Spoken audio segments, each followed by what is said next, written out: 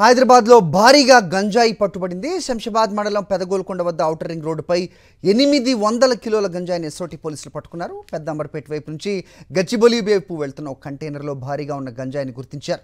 ఒరిస్సా నుంచి గంజాయి తరలిస్తున్నట్టుగా తెలుస్తోంది.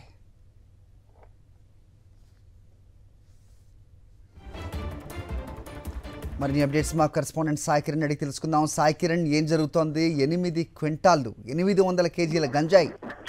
సో ఇది పట్టుబడిన ఈ ఒక్క లారీయేనా, లేకపోతే గతంలో కూడా చాలా హైదరాబాద్ చేరుకున్నాయి వేరే ప్రాంతాల నుంచి అనుకోవచ్చా? ఏంటి అప్డేట్స్?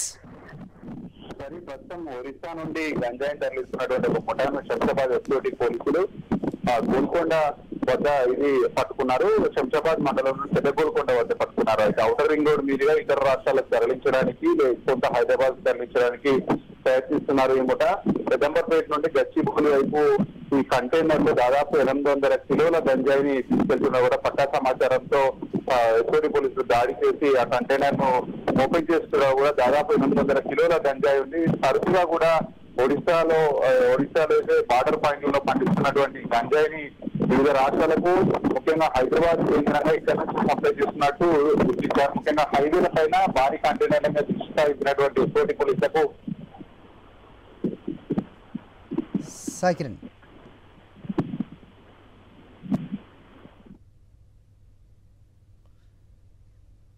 కిరణ్